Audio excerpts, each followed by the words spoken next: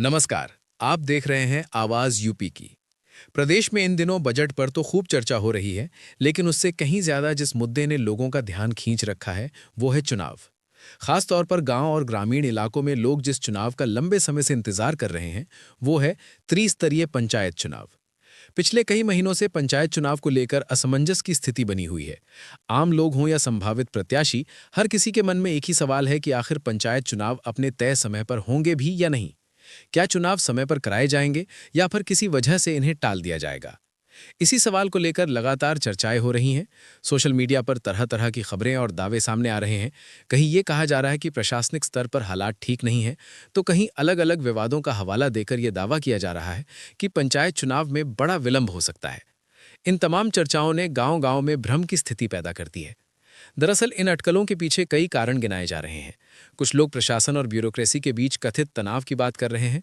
वहीं कुछ मामलों में हाल के विवादों और अलग-अलग मुद्दों को जोड़कर ये कहा जा रहा है कि चुनावी माहौल फिलहाल अनुकूल नहीं है। इसी बीच एक और बड़ी वजह बताई जा रही थी जनगणना।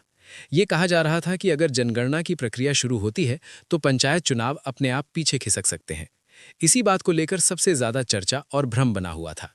इसके अलावा त्रिस्तरीय पंचायत चुनाव में ओबीसी आरक्षण को लेकर भी सवाल उठाए जा रहे थे। नियमों के अनुसार आरक्षण तय करने के लिए समर्पित पिछड़ा वर्ग आयोग की रिपोर्ट जरूरी होती है।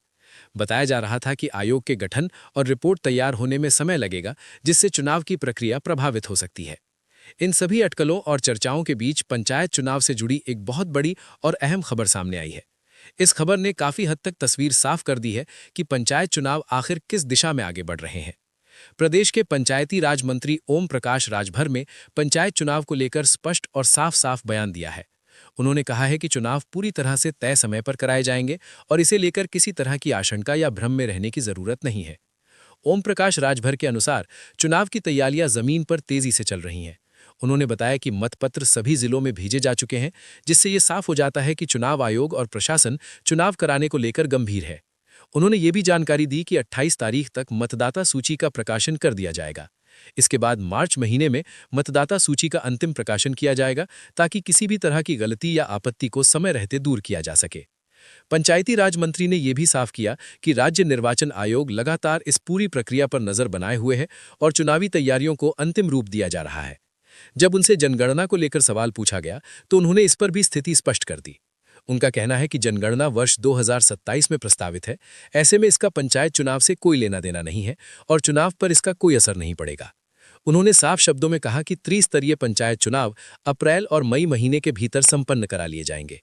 यानी चुनाव को लेकर जो तारीखों पर सस्पेंस बना हुआ था, उस पर अब काफी हद तक विराम लग गया है। हालांकि ओबीसी आरक्षण को लेकर पहले जो सवाल उठ रहे थे, उन पर भी सरकार का रुख साफ होता नजर आ रहा है। सरकार का कहना है कि सभी संवैधानिक और कानूनी प्रक्रियाएं समय रहते पूरी कर ली जाएंगी, ताकि चुनाव में किसी तरह की बाधा न आए। कुल मिलाकर पंचायती राज मंत्री के इस बयान के बाद ये माना जा रहा है कि पंचायत चुनाव को लेकर चल रही तमाम अटकलों पर अब विराम लग सकता है और गांव देहात के लोगों को जल्द ही अपने प्रतिनिधि चुनने का मौका मिलेगा। अब देखने वाली बात यह होगी कि आने वाले दिनों में राज्य निर्वाचन आयोग इस दिशा में कौन-कौन से आधिकारिक ऐलान करता है और चुनावी प्रक्रिया किस रफ्तार से आगे बढ़ती है।